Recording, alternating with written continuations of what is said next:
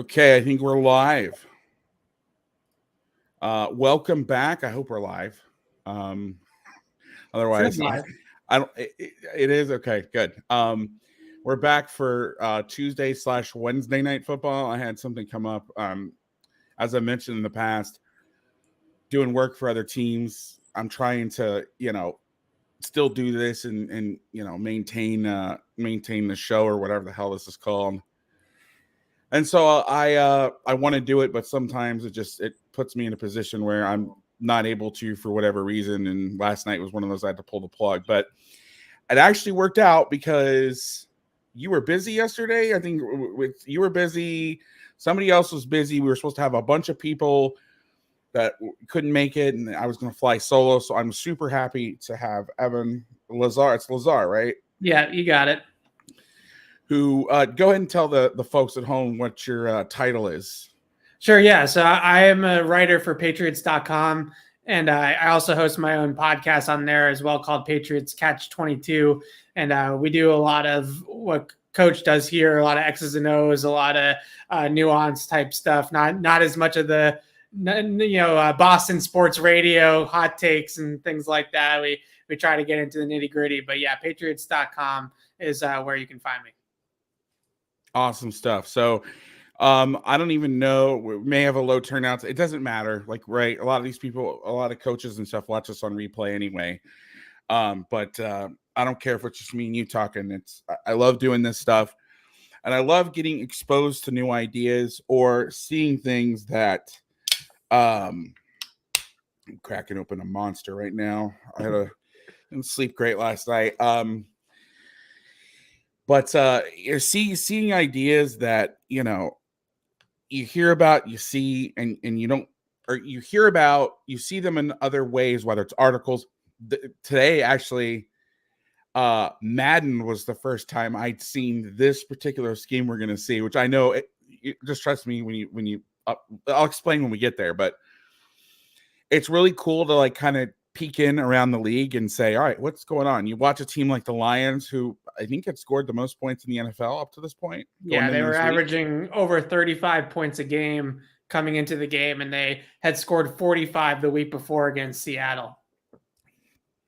And just to see them get shut out was just like, okay, wait a minute, what's going on here? Yeah. And what's cool about this game and this game plan is sometimes it takes a while to watch the game to really get a feel for what the team's trying to do. It's all on the first snap. You see it and you're like, oh, that's what they're going to do today. And it's very fascinating. We'll get to that in a minute. But as you guys know, I kind of check in and out on teams. I don't follow. I mean, everybody knows, hopefully by now that has seen me before, I am a lifelong Dolphins fan, but I'm not like a diehard. I went years without being able to watch a game because I live on the West Coast and I'm coaching and all this other stuff. But I'm much more of like a scheme fan. But it's fun for me to have guys on like you who, I mean, you work for the team. Like it's beyond like a fan. And so to have guys that really know the ins and outs of these teams is super valuable to me, and it's interesting to hear about these guys. And because I'll be like, oh, who's number 21 or who's not? I know who he is. I'm just saying, like in general, like who's 9, like who's that? And then it's like I get to hear their stories. So really, really looking forward to this one. So before we get into the film, kind of give me thoughts on where you think the team is going this year. How do you feel things are going to go? Is it still too early to really forecast?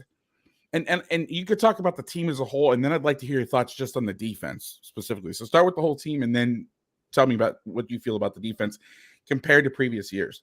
Yeah, it's a weird year for the team in general because the Patriots are not typically accustomed to losing their starting quarterback due to injury. It doesn't happen often here with the Pats. Brady was obviously super durable for 20 years. And even though Cam Newton had that battle with COVID for like a game or game and a half almost, if you want to count the game he came back, he was pretty consistently out there for them in 2020. And Mac was obviously started the whole way last year. So to have a backup quarterback play multiple games for the Patriots has been a different change of pace for them. And I think what ultimately stinks about it is that they were building towards something, obviously starting last year, but even this year with Mac as a starting quarterback, that they sort of had to put a pin in, right? And go backwards in a lot of ways with Bailey Zappi being a rookie, and basically strip the offense of all of the kind of bells and whistles that they had built in there with Mac Jones in the offseason and in training camp. So in the first 3 weeks of the year, the offense, they're throwing the ball down the field as much as anybody. They're running some more spread. They're running some more RPO. They're doing a lot of things that Mac did at Alabama. You know, it looked a lot like what the Crimson Tide used to do with Mac and what they probably still do now as well with Bryce Young. So it had a much more tempoed shotgun spread heavy feel to it on offense. And now Bailey Zappi's come in and they've been back under center, back to sequencing together runs from under center and play action, right? And just kind of simplifying and keeping it easy for the rookie. Now, defensively, look, I think right out of the gate with Miami, who with Tua just lit up a bunch of other opponents like Baltimore in that fourth quarter and things like that.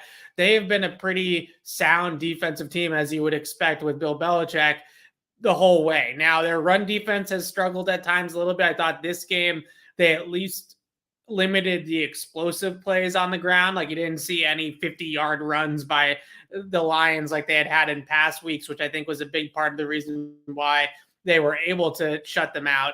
But run defense has been a little bit inconsistent. Like they've had moments, and we'll see moments like on some of these fourth down stops where they were really good against the run, and they had moments where they have not been so good against the run. But pass defense wise, they're basically a top 10 pass defense by pretty much all the efficiency metrics. You know, if you want to use DVOA or EPA or whatever you want to look at. So they've been a really good pass defense. Matthew Judon's on fire. He just won AFC Player of the Week for the performance in this game. So it's been a good pass defense, a little bit of a shaky run defense, but on the whole, I think you still see that Belichick mystique on the defense where all 11 guys are connected. All 11 guys understand their responsibilities and what their game plan wrinkles are and things like that. And it's been a good defense on the whole. Yeah, it was fun to watch this game. So, and thank you for that insight. Yeah, I always kind of check in. I use the term check in because it's like I'll go 10 weeks without watching it, and then I'll be like, oh, what's Belichick doing? So yeah, you can see some staples because they'll go year to year. Like they don't have a system. Like they have they have a system, but Belichick is very much and say this very loosely. He and I are kindred spirits. Probably is a bad way, but I subscribe to his philosophy. There you go. That's without me trying to say that we're on the same level. Yeah. I like the idea of we're going to play a completely different defense within our system and our terminology to take away these three things and make them beat us with this. There are guys like that, and then there are guys that have their menu, and they may add one thing or two things, but on the whole, it's what do we already do? And sometimes unless your toolbox is huge, no jokes, sometimes there's not that thing up there. And so I love, like, you could tell, and the thing with Belichick is you can not all the time, but you could tell right away what he's trying to do. So let's get into this. And again, I say this with a caveat. If you're joining me and watching it for the first time, I watch these teams one game a week. I don't check in with them for a year or two sometimes. So this is something the Patriots may be doing all the time, and you may be going like, dude, he's been doing this for 7 years. I just want to get that out of the way. So to the viewers that are like, what's this? This guy doesn't know what the hell he's talking about. Well, that may be true. But all right, we're going to try the quick transitions. Here we go. See if we can get this going. I think I got it down. Boom. Got it. Look at that. Look at that.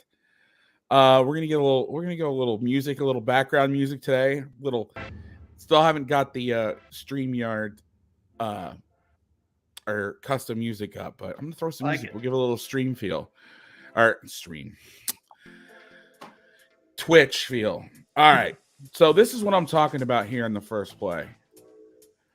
It's a little loud and it's a little aggressive, but you know what? Fuck it. All right. So first play here. They come out there. It's 1st and 10, 25-yard line. The Lions are in 12 personnel. And Bill's in his 3-3-5 defense. I forget what they call this package. And normally, like if you watch the Dolphins a lot and you watch most of football, let's just go to the end zone here. You're going to see some sort of tight front or bear front where these guys are in 3 techniques. They're in 4 eyes. But watch the tackles here. They're playing a 3-4 defense, a old school 3-4 defense where you get usually to a 3-man surface. You're going to play a 5 technique outside shoulder here. And backside, most people would eagle this, meaning, or what most people started calling the under. But where the eagle came from is you'd line up in the 3-4, and then you'd get a 3-man surface. You'd slide him into a shade here. You'd pull him to a 3, and then he would be your activated rusher if you're rushing weak. If you're rushing strong, you would still may line up like this and then just bring this guy. Okay. But right off the bat, right on the jump, and this is what I was talking about Madden, they were playing fronts where I say this is a little different because it's 3-3-5. But I remember I play Madden at the beginning of the cycle every time. I help them out, so they send me a bunch of copies. And I pulled out they have it's just called odd nickel, and it's literally old school 3-4 and a jack off the edge. And I went, who does that? Like, that seems so odd. Like, no, definitely no pun intended. And then I watched this and I was like, oh, I know who does it now. Like, because I'm the guy that the first thing I do is I build a defensive playbook, and then I just throw everything I can in just because I want to be ridiculous. I'm extra, as the kids say. But I was amazed by this. And then all of a sudden I went, they got to be a wide zone team. Detroit has to be a wide zone team. Can the play. They're bringing all these blockers in. And you can see exactly what they're doing on the first play.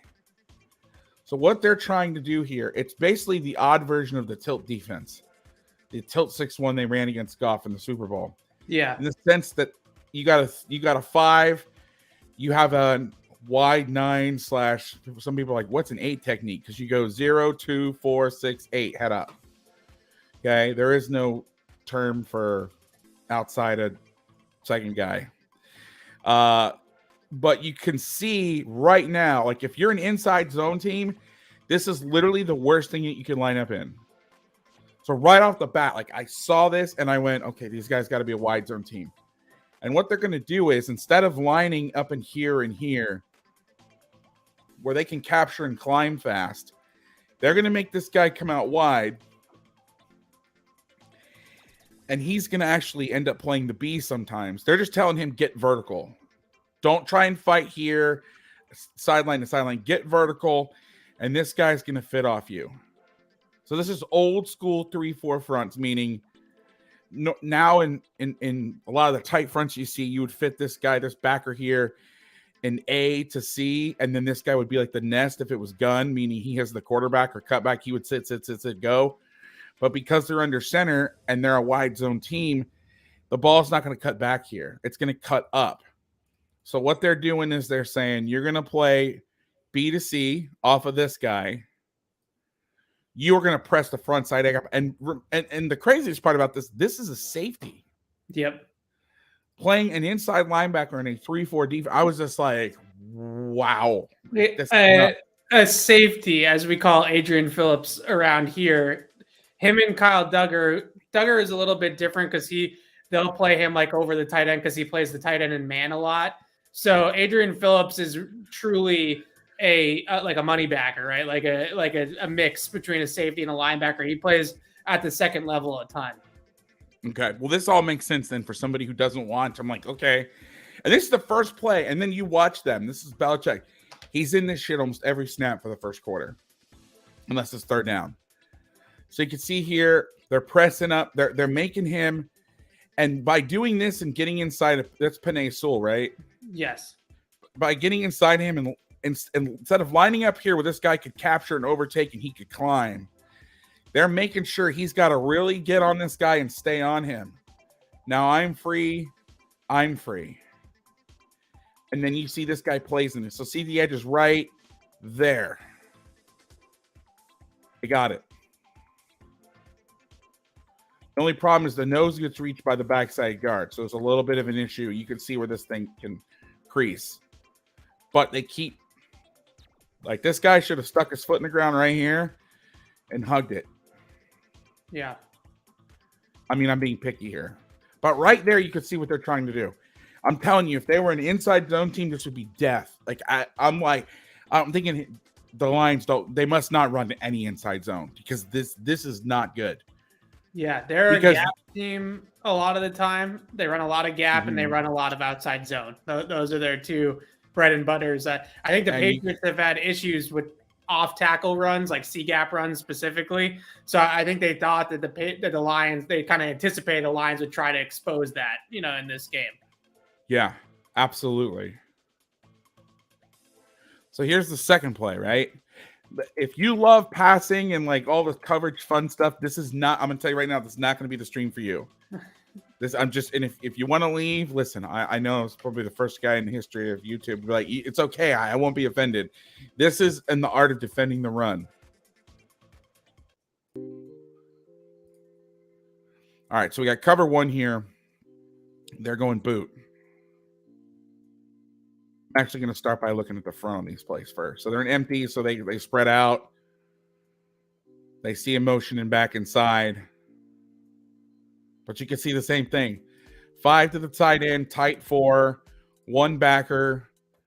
Safety's going to come down. Now, you can't tell if it's man or zone because a lot of times I think it's 3-by-1. They'll go a 0 and a 50 here, or a 70, or in this case, a 90. If you don't know what that means, what the 0 means is there's techniques in here, right? Head up, we already talked about, and then there's shade. So this would be a shade. This would be like a 1, a 2I, or a G, what I call a G, a 3, a 4I, a 5, 7, 9. We won't give them the whole why it's named that way because Bum Phillips named it that way.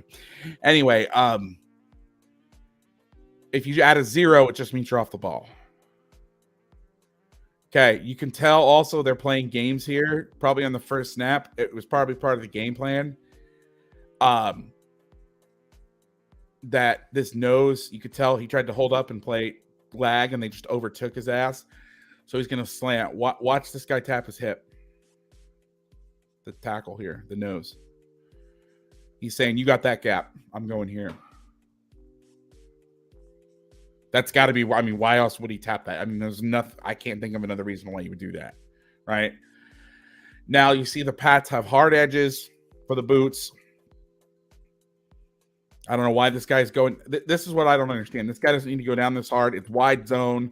You're never going to make the play from there. I mean, look where this guy is. You're going to make the play from here. Sit your ass down. All right. Now let's watch. We're going to kind of watch it in reverse this today because of the nature of this game.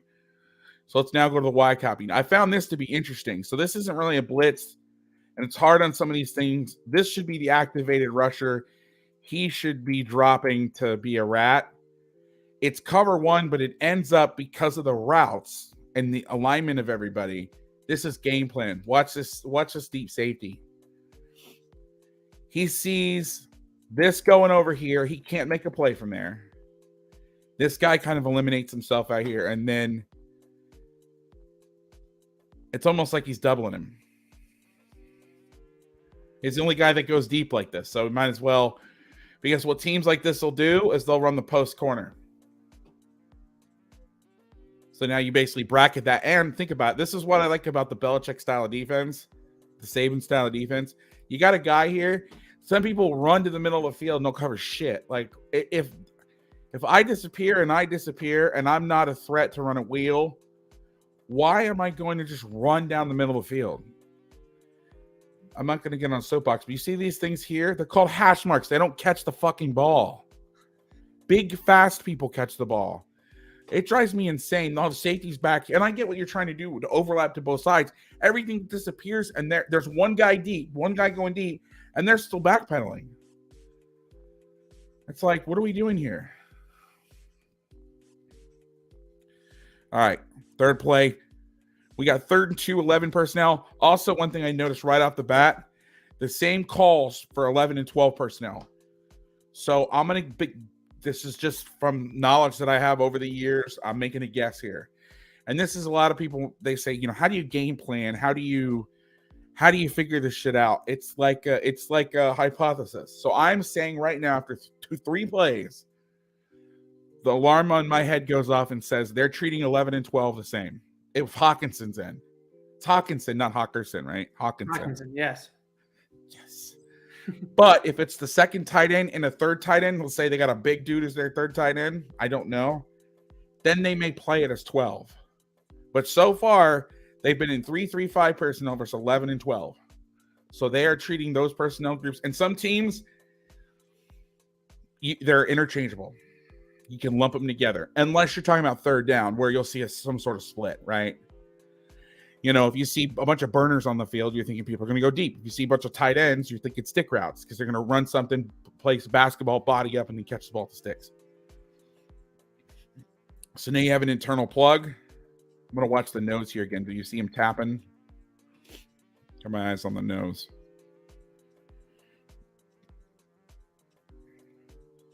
So that's game plan. Or that was a call. That was a call. Hey, you go here.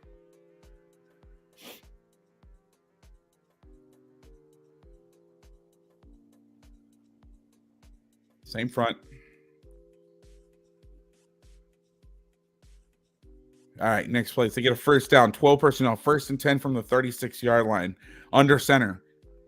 Knowing this offense, I'm looking for clues as I'm breaking down the Patriots, and because of Belichick and like what he likes to do, I'm looking for any differential stuff or differentiated. I promise I can speak English. In calls based on if the quarterback's under center or in the gun. Same front. Does this guy loosen up on motion?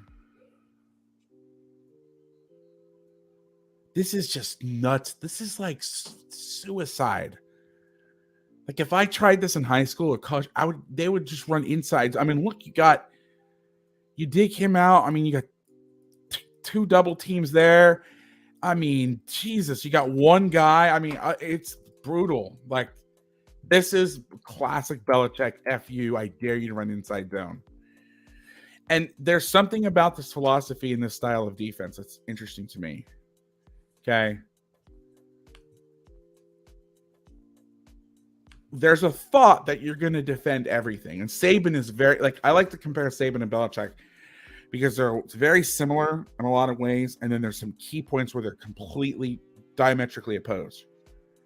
Saban is like, you have to defend everything out of every call. And there is no we're giving this up because we're in this defense. And the problem when you play defense like that is you're trying to hit a moving target.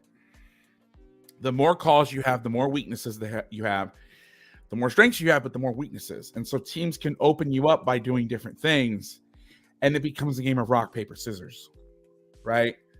Like, I hope I'm throwing scissors. I hope they don't hit me with the rock. Because I cut paper. Jesus, I'm going brain dead. I'm trying to use an analogy and then I can't even carry it out. Because if you throw scissors in this analogy, it's a zeroed out, but I still win because I'm the defense. So it's not negative, but it's not a positive. It's just neutral. Belichick says, we're doing this. I know the weaknesses. You know the weaknesses. I dare you. And we have our backup plan. We're ready for you. And you're setting out like an argument. And you know where the weaknesses are, and then you trap. You trap it. What he's saying here, how you beat Belichick is you all of a sudden kick the shit out of him inside zone. And he's going to bet you can't. And when they're good on defense, they can win when they lay out the argument that he's putting out. And this is what this game is. You will not run inside zone. And if they try to load up and bring up like a tight end and a fullback on the same side, I guarantee you that they're going to line up in a different front. In fact, you see it here in a little bit. I mean, they're running the worst play into this shit. They get 4 yards here, and it seems like a victory. Yeah, a lot of this game was single. Sorry, go ahead. No. A lot of this game was some maybe some bleeding on the run game, right? Like, 4 or 5 yards here and there, but they did such a good job of limiting the explosives from the run game. And it really just made Detroit play left-handed. Like at that point, it becomes a golf game, right? And that's not where they want it. No. And here you go. Watch at the point of attack. Single. Look at all the space in here. That's wild. I watched this first series and I was just like, and this is why I lose my shit on Twitter when people are like, well, that's their philosophy. Like they're going for it on fourth down. I won't get into that, but like, that's what they do. Well, you know what? That's great, but what happens if what you do is not working? What is in your plan B? Oh, we're just gonna lose 20. And that's a lot of those guys that make those crazy third down or fourth down decisions backed up early in the game. Like I always talk about this game, but like the Staley Ravens thing. They basically gave up the game in the second quarter. Yeah, if they got it, it would increase their chances of win, but they basically took a sawed-off shotgun and blew their foot off, and the game was over after that. And this is what this is. It's like, well, we're just going to keep doing this. We're just going to keep doing this. It's like, all right. So here we go. We get a little fire zone action. Rotating strong to the passing strengths. You got double-edged fire zone. This should actually be a good play.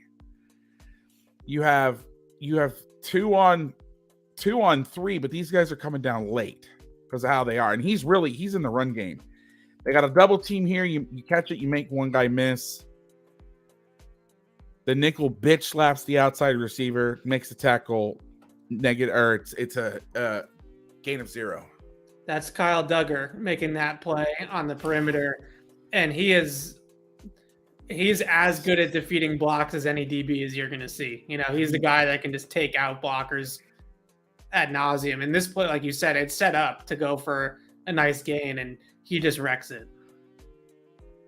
Like, this is what pisses me off about the NFL. Like sometimes these guys, and I understand it's the opening script. So, but they keep doing the same shit. All right, so we have a sub package here. It's 3rd and 6, 11 personnel. They're scheming up a one-on-one with the running back. We'll get into pressure here in a minute. The coverage is pretty straightforward. Man free across the board. Everybody stays on their guy. Goff scrambles for the first down. Maybe should have got 15 yards there. I don't know. I'm not arguing for it. I'm just saying he hit him pretty late. No. We're not doing this. All right, there we go. I'm nervous there. All right. So here's what they're doing. They're running their odd front stuff. They got Judon over here as their best pass blocker. So the back is here. So there's nothing here that would say, hey, we need to turn the protection back over this way, right? Because you got shade, 3, wide 5, 4, shitty passing position, 5, off the ball safety. So you're going to turn the protection this way. So they're going to slide right. Really, it's almost like 5-0 if you look at it. I mean, the center steps to the right, but he kind of pounds his feet in place. Either way, he's not coming, so he bangs back. And then this 4 technique here, because this is the man side, I think it's still half slide. He loops inside, so he has to stay on it. He has to set wide. You got one-on-one in the running back right here. That's what they're trying to get. But they don't have an edge. Judon takes an inside move. I don't know if that's supposed to be a 3-man game, but that's a really shitty 3-man game. Oof, that's close. That is freaking close. Yeah, they've been doing this more with Judon, where he talked about it actually after the game, where he has plays where he just has a go, like they just let him go, and he's obviously their best pass rusher, and they just kind of let him go. And I guess in that play with Mac Wilson spying at the second level, they just figured, he's going to catch Goff if Goff takes off. It's not like Goff is Lamar Jackson or something like that. So I don't know if that was a game. It kind of looks like one, but it could have just been Judon trying to get an inside move and Sewell just stuffs him. Here's what I don't understand, though, is because it's a blitz. I don't usually. I mean, some guys will have 2-way goes away, but from a shade, I would be very surprised. And if they do, like maybe it's some galaxy brain shit that I don't know about, and I'm too stupid to understand. But Doesn't look good. Yeah. All right, we got now the Pats sub. It's 4th and 1. The Lions are in 21 heavy personnel, so they have a 6th lineman on the field. They're gonna run fullback belly, and I believe they stop him here. Yeah, Christian Barmore on Sewell on the right tackle. Just goes right around him. Yep. Great job. All right, so next series. And jump in here. Anytime you see something, anytime you like a player makes a play and you want to talk, tell me about it. We're just riffing here. You got it. I'm just taking notes, don't worry. No. So we get a little quarter half here, which is pretty unique from the Pats. Yeah. They're going to come down and play the flat. He's going to go back. So this must have been I don't know what this is. I don't know why he would be down versus 2x2 and back. Usually if they're balanced, you're 2x2 and it's cover 3 if it's 3x1. But for some reason they do this. They know it's a pass. My man here didn't even hesitate. They have a crosser open though. So somebody's jacked up here. You got 5 rushing. They're playing some people call this a deuce hook. You got quarters over here. So if it is cover 2 over here, this backer should be taking this. The problem is if you're bringing 5, which it looks like they are, you have to take him back. Or this guy has to sit here in this window and not get taken to the flat. But this is the quarter side. So he has to wall him. He doesn't. That's not a match you want to be in versus a receiver. And they get the first. Good play. Yeah, this is Juwan Bentley's 8 in the middle. Great run defender. Has some issues in pass coverage. Yeah, this is not where you want to be. Yeah, it's a typical Belichick 250-pound, off-ball linebacker and somebody that can take gaps and stuff like that. Shit. I didn't look at the chat. I'm sorry. There's no real. Have they been assigning a strength? Because I haven't seen the 9 or drop safety switch sides in the 3. Donovan, I'll take a look at that. I'll keep my eye on that. How's that? It's a great question. I'm going to do a little fancy StreamYard work here. The question is, have they been assigning a strength? Because I haven't seen 9 or the drop safety switch sides in the 3-3-5, 3-4. I'll keep an eye out. We'll kind of keep a tally on that. We got duo for 2 yards. And I know I said about the run fits. They only run the ball 25 times. I'm just saying, I should have said early on. All right, so let's take a look here. So these guys way better than I do. Yeah. And I know that there's certain secrets that you can't reveal. I'm sure there's inside information that that you can't say. But talk to me about this. They're playing with 3, I'm guessing, interchangeable down guys. Right? Yeah, for the most part. Well, the nose is these 2 guys they can play because you're playing 4 or 5 technique, not a huge difference, right? Right. So let me go back here. Do we know if Judon? I'm guessing Judon's going to go away from the tight end, but he's been to the tight end. He does go away from the tight end, and they try to get him unlocked on the weak side. Barmore is to your right here over the right tackle. He was over Sewell a lot in this game, and Dietrich Wise is the other end. Godshaw's the nose tackle most of the time, and he's pretty much a nose tackle. Every once in a while, when they're getting really gashed off tackle, they'll throw Godshaw out to the 5 to try to hit the C gap a little bit harder. But this is typical for what their alignment usually is, and I thought it was interesting that they had Barmore over Sewell so much. I don't know if that was necessarily, they move around, the ends, like it's not always the same way. But yeah, in this game, he was over the strength and over Sewell a whole lot in this game. This is crazy to me. They're in 3-3-5 against 13 personnel. All right, so the Lions here do a really good job. You see this a lot when they point to the sky. They're telling the DBs it's pass. So they see a light set, so he's saying pass, pass, pass over here, which they do. They actually do pass block because they're running duo over here. I mean, this is double, double, double, and only one. And what I'll do is they'll go here to here, Actually, I don't know how they would target this. Would they go? No, with this guy on, it would have to be here. These two to him. Here to here. They wouldn't go back to 21. Pass.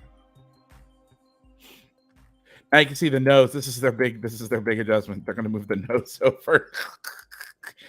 I mean, look at this. They got a 5-3 box with 2 safeties and a loft ball backer. It's just like, what? And I mean, they shut him out. I'm not criticizing. It's just, it blows my mind when I watch the NFL sometime about the shit you can get away with. Yeah, especially when you have 23. Like Kyle Duggar is, Phillips plays it so sound from the second level, but Duggar is the hard hitter out of the safety group, and his size and his ability to come downhill is, not only is he a physical guy, but he's also got excellent explosiveness. So he can really come downhill like a linebacker in most of these situations. And it's cool to see Belichick do this too, though, because it is kind of evolving with the times a little bit. They don't have like 2 pure backers on most of these plays. They're playing safeties on the field and trying to keep up with the passing game a little bit. Yeah, absolutely. Now this is a 12. Okay, so I didn't see any movement when they went gun under. So, but this is a YY wing. Some people call this Trump when the U is off, or the U is on and the Y is off. People have different names for it. You can see though, you get this a lot in odd defense. When you get the tight end wing, is they shift under. Some people will shift all the way over, like the Falcons do this. We'll all go here and then bring this guy. Like this would be your nose, this would be your end, this would be your jack, and then this would be your 5 technique, would be your tackle, and then your Sam. Okay, they shift over. This is a really dangerous call, and this is the downside of running this. And I was waiting for this because it's basically an over bear with 1 linebacker to run counter weak. And it makes sense that they go him on and him off because he's in a better position to pull, and then he can seal the edge. And also, you want to be in 12 personnel to run this so you get this look. They box it. I mean, this is a bad play. So when you fake counter, talked about this before, you need 1 guy outside to kick out. You need 1 guy outside the first kick out. You need another guy outside the second kick out, and you need a second guy inside the kick out. A third guy, it should be. You need 3 people to play these 2 blocks. Outside, inside. This guy's usually the one that makes the tackle if you fit it tight. What do you guys see here as the problem?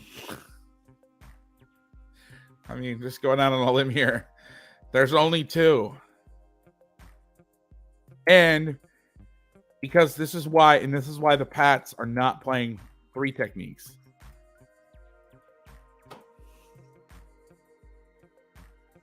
They're able to get a piece of 8. I mean, I'm getting 6 yards and falling down right there, at least. That's problematic. I saw that and went, oh shit. Okay, so when you play, well, no, I'll wait for that spiel in a minute. So now the Lions go, they go hurry up. Tempo here, 12 personnel empty. You get a little odd 4-man rush with Judon coming off the edge. They're playing cover 1. So now the sandbacker's having to cover somebody. Now it's hard to get a guy that's tough enough on the ball to now all of a sudden come off the ball and cover someone. So usually you want that person to be a rat or something like that. We just got to stand there. Looks like that's what they do.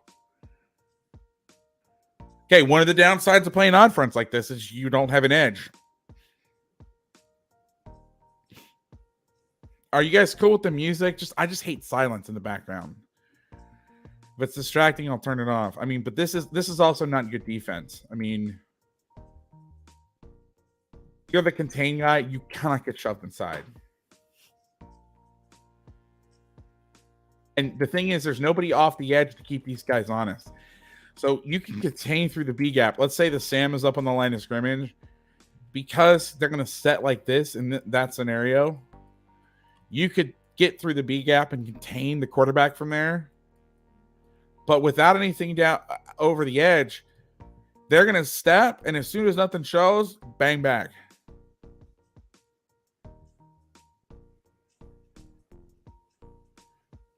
Every time. That's not great. Now, did they put the Sam as the rat guy? Because 48's usually the guy on the edge, right? Yeah, he plays a little bit of both, but yeah, typically he's been playing edge in these situations at least. God, look at him run. Yikes. All right, so we got 2nd and 7 here. Another, it's not a gash, but it's an 11-yard run. You get 11 personnel, gun run. Same front.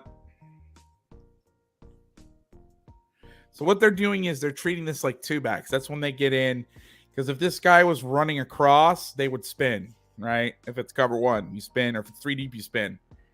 They're treating it like jet, like a 2-back. So they're bringing him in, bumping him.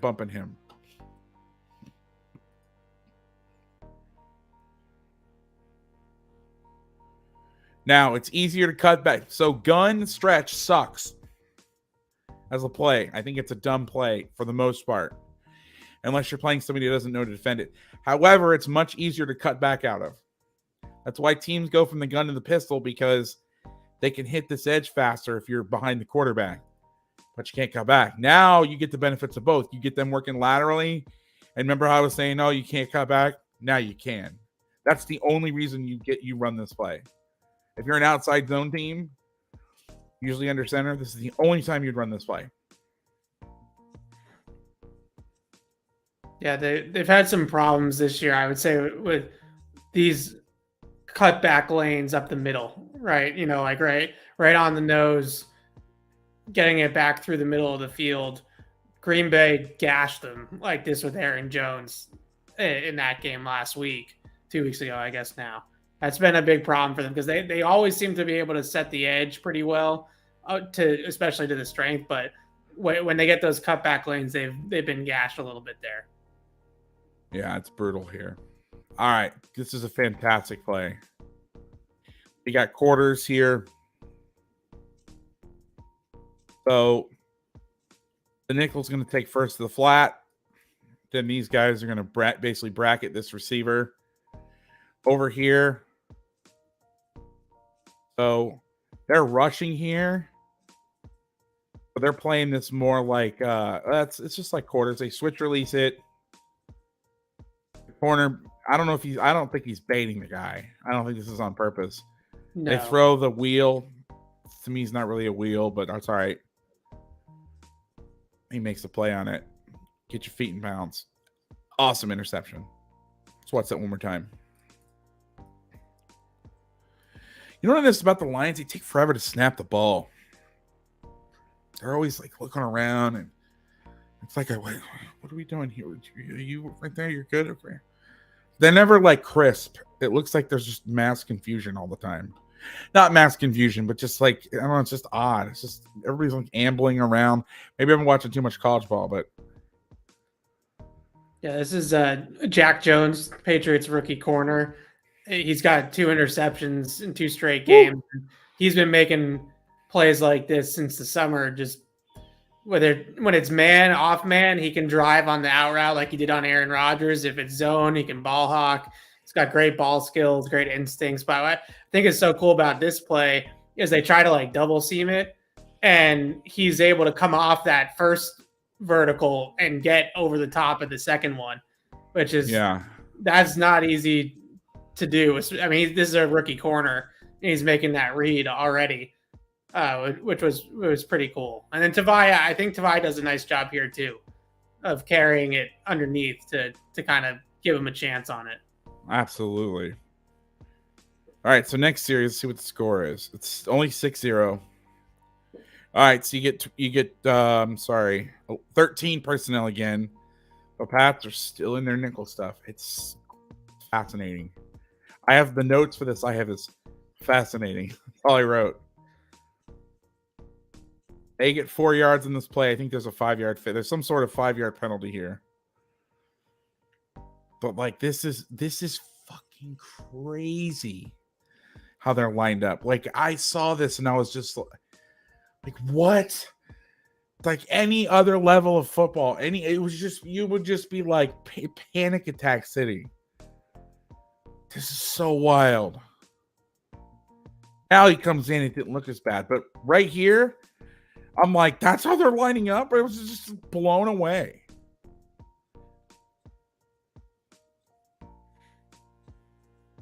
And they run outside. Check the fucking inside zone, please. Please. It is really surprising too, because in the first 4 games of the year, the Lions were super gap heavy. Like that was like the whole thing, right? They were trap, they were really running downhill on people. And they came out in this game, and I think maybe they saw the Packer tape and were like, oh, we can get them on outside zone or something. I don't know. But this was not their bread and butter coming into this game. Well, this shit's really hard to run gap schemes against. Like really, like the 0-4-5, 4-0-5 thing. Like those guys, as stout as they are, because you can't get angles on your doubles. Like remember the play where he was in a 3 technique and he just climbed up the next level like it was nothing. Right. When those guys are like in head up like that, it's really hard. Interesting. So let me ask you this, Lo. So did the Patriots, part of the reason why they lined up in this front so often was to get them out of the gap plays, maybe? Because that was really what they were killing teams with, right? Now that you gave me some context, yes. I thought it was for the outside zone. So it also is great versus outside zone. Yeah. So maybe they were ahead of it, and because look, last week against Seattle, and like when you look at the charting data from like PFF, like trap, counter, like those are their plays. Like that's their bread and butter. And maybe who'd they play the week before? Seattle. I don't know how much even fronts they're running, because those are those types of plays that you run versus even fronts, because you have ankles. Right. Yeah. So I wonder if they just knew that if they lined up in this front, they wouldn't run gap and they'd run outside zone, right? Like it just. I don't know, man. It's wild. I mean, just play after play after play. I'm gonna buzz through these because there's not. I mean, it's the same play over and over again.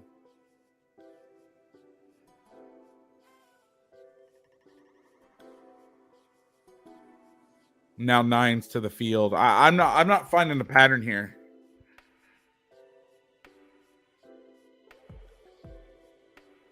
It's just like, just go. Please, God, just go. Especially with this guy in a 5, how easy is that to cut off? I mean, just go here and just go right there. One of these guys, I just now they are falling inside like this. That's the hard thing, is they're denting that. But see, now instead of this guy able to come off and get up here, he has to reach, come back, and then block back out, which is cutting off the play. This alignment right here. This guy's reading this guy. It's just like there's nowhere to go. Like when you hear about the old-timey defenses, or like the old-timey where you put the Mike backer and you funnel everything into him. This is what that is. Yeah. All right, so we got 3rd and 1 here. They get a yard rushing, and then my not rant, but my thing was gonna say earlier comes to play. All right, so they're running weak counter. It's counter with 1 puller. Let's watch the front. Yeah, it's really hard to run counter for some of these odd looks. Because if you pull both these guys, and you don't have any angles here, you'd have to get this guy all the way back on the 4. That's a bitch. But all you need to do is 1, because again, right, there's one guy. If there were backer, then this is an easy play. Then he goes and kicks. He's outside the non-second puller, and you make the play. But with 1 backer, this is a good adjustment. But that's why they plug, so they know it's coming. He fits right there, eats the block up, so they can't get movement here. They knife in, make the play. 1 yard. Okay. This is great. This is called great timing here. All right, they're in the fringe. 1st and 10 from the 34-yard line, 12 personnel. The Pats dial up a 5-man pressure. and they forced an incompletion. And now their whole offense is off schedule.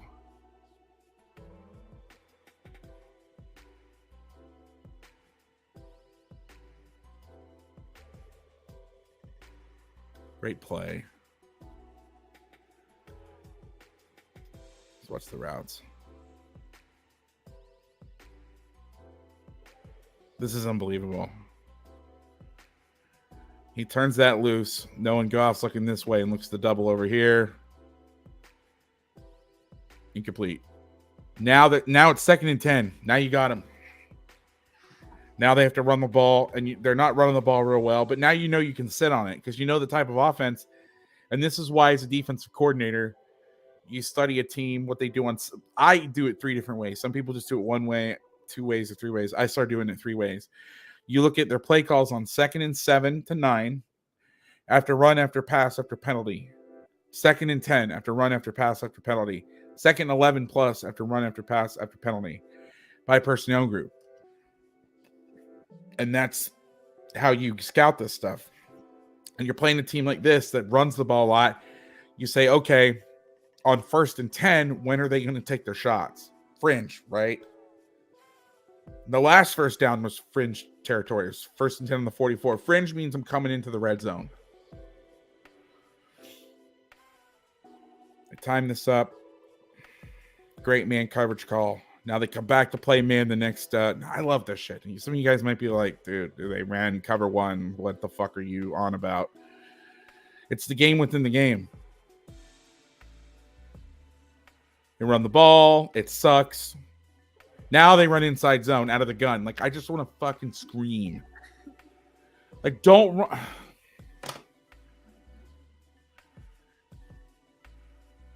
Dude, your cutback player is the guy playing the tight end. Jesus.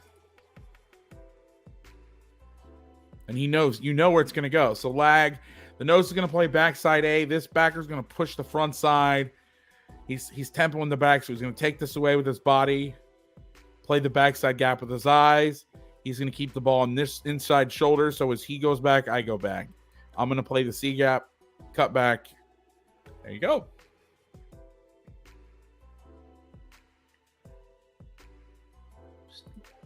Check the comments. Awesome play by 23 again. I got a question for you. Question for Lazar. Any thoughts on? I'm not going to try to say that. Quality. Yes. So he's 95. I was just about to point him out. Actually, they used him a lot more last year as a pass rusher, which is interesting. But they've had some injuries. Lawrence Guy's like their base end, so they've mixed in him a little bit more. I still think he's a pass down player. Ideally, like I don't think he holds up super well against the run, but he's got some juice when he rushes on the interior on like 3rd downs and stuff like that. But they've also moved Barmore into more of that role this year as well, as he's expanded his role. So I can see why they're trying to get Equali on the field in some different spots. And what number is Equali? 95. Okay, cool. I'll keep an eye out for him then. All right, so now you've got him. You got him on 1st and 10. Now it's 3rd and 7. You can bring the funk. Now they're going to play quarters and blitz. They're bringing the nickel. I think this has got to be a squeeze check because you don't usually play zone quarters and blitz like this. Bring the nickel. Like, that's just not something you can do because somebody's got to come out the 2.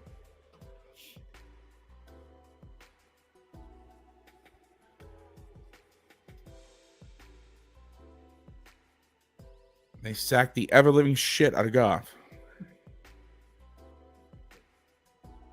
Oh, God. Where do we go? Where am I going? Where am I going? So they're turning the protection this way. You can see.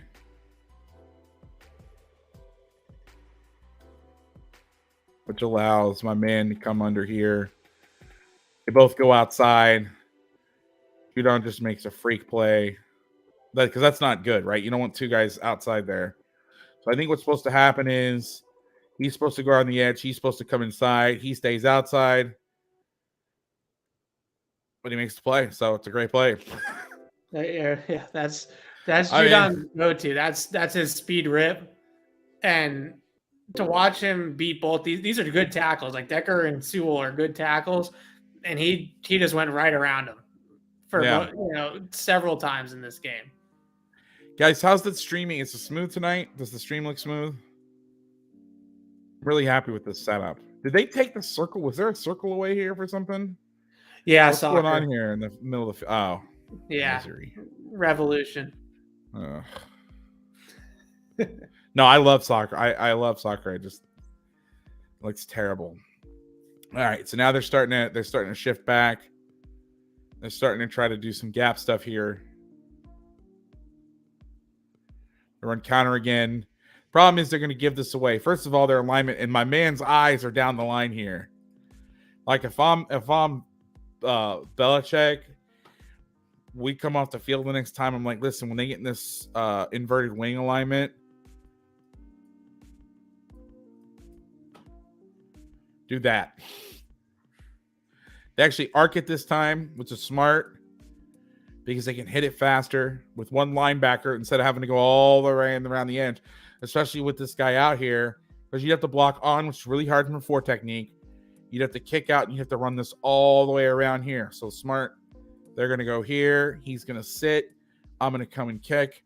I'm going to block back, and I'm going to wrap for the backer, and it should be out the gate. But it's not, because this backer is a grown man. Raekwon McMillan. Yep. Damn.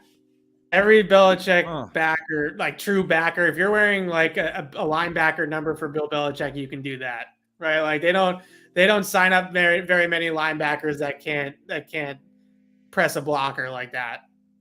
All right, this has got to be a penalty because it says -7 yards rushing. I like how they're clapping, and then they go from clapping to palms up.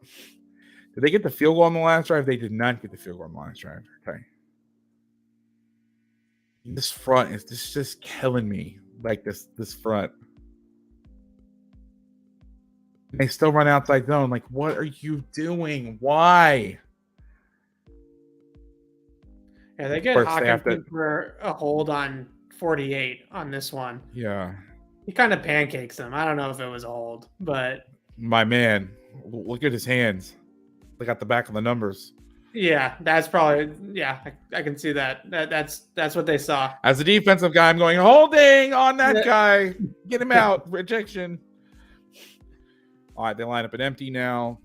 The other thing is they're giving away all their shit. So you can tell when it's a run. You can tell when it's a pass. There's been almost no mystery on any play. What's going on? This is bad football now. All right, so we got one. This is double rat. So you're going to show double edge pressure. These guys are going to rush. I'm going to bang and get here. I'm going to go here. Man, free. Sorry, I hope everybody got that. It was drawn fast.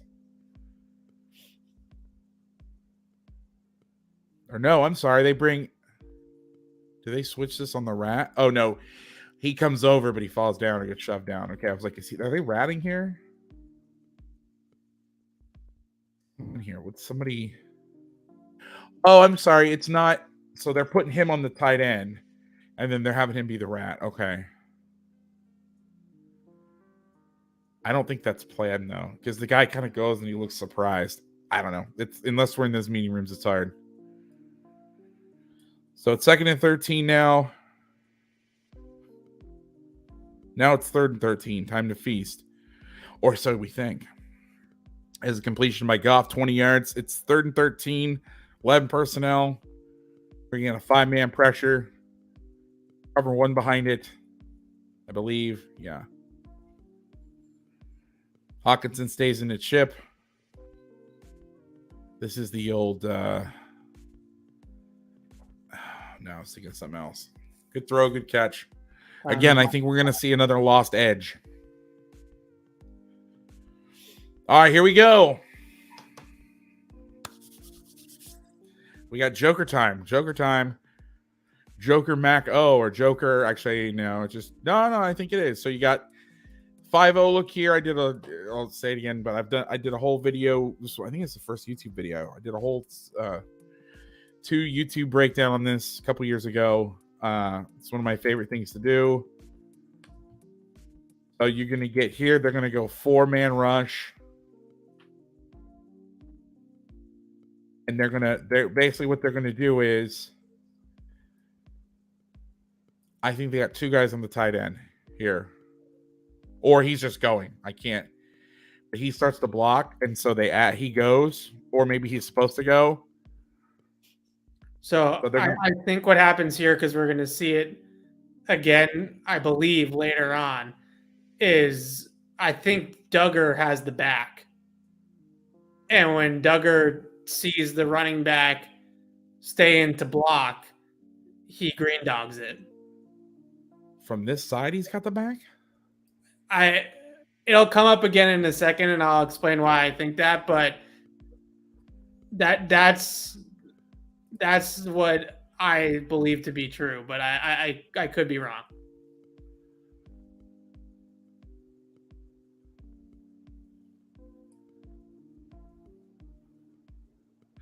It's odd mirror. That's what it is. Let me go to the wide copy here. All right, let's identify who's got who. Here, here, here, here, free.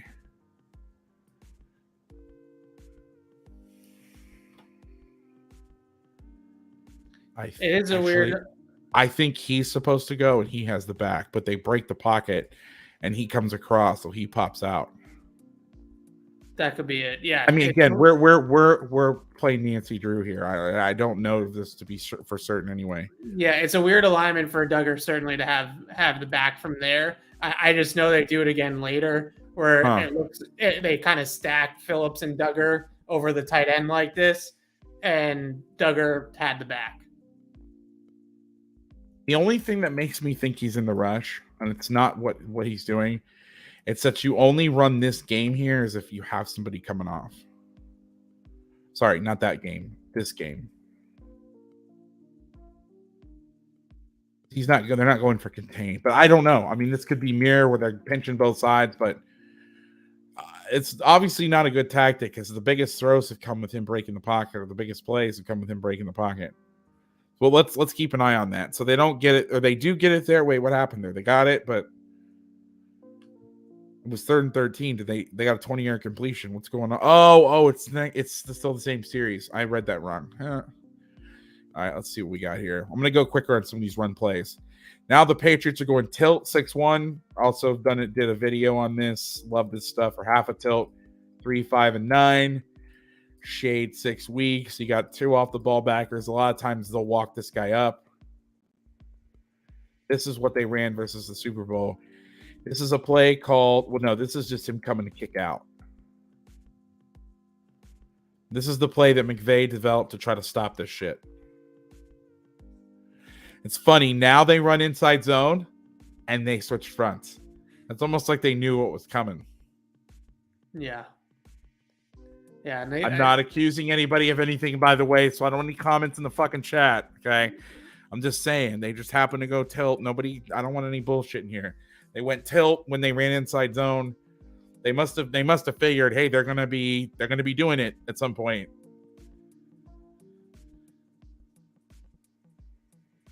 Again, tilt. We got the 6-1, but it's out of nickel. They run inside zone. They run wide zone. Get him for 5 yards. Okay, so they did this with Chung. So this is the new Patrick Chung, I'm guessing. Similar. Yeah. Yeah, because they're playing with 3 safeties now, I believe. Yeah, they were in this big nickel 3 safety package a lot in this game. So they did this against the Rams in the Super Bowl until Chung got hurt. He's the edge guy. He's either setting the edge or he's blitzing or he has the tight end. What's interesting to me, though, they must be considering him the down tight end. Across. I wish I could go back. I want to go back further in this play.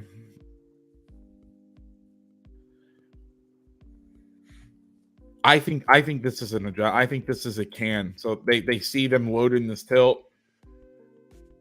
They balance up, and then they run at the bubble.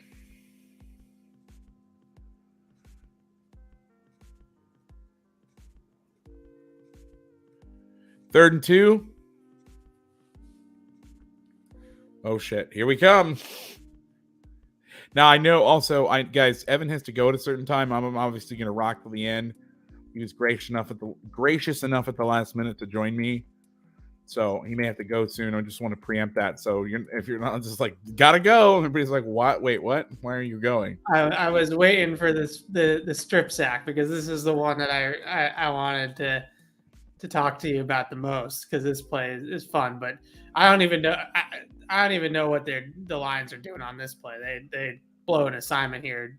Nobody blocks Wise. I guess they're trying to trap it. Maybe I don't even know. That's a bot. That's supposed to be wide. That's supposed to be wide zone. If you look at the backside, I don't know what they're trying to do, but it's obviously not good. Yeah, and then they go for it on 4th down. Bounces his head off the turf. Now this must have been bad because it says I pulled the data from PFF. It said minus 68 yards. So I was like, is that good? I guess for the Pats it is. Yeah. So this must be it. All right. So here we go. 5-0.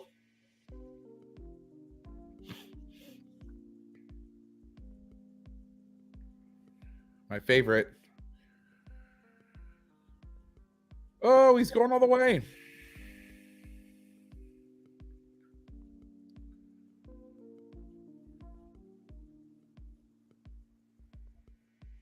All right, let's watch it from here. You guys have followed me for any length of time. I've built a whole package around this. I love this stuff, especially for high school if you don't have like really good pass rushers. But you have quick guys. We built this package starting at Clovis, and Sarah uses it now. And it's built over the years. It's really good.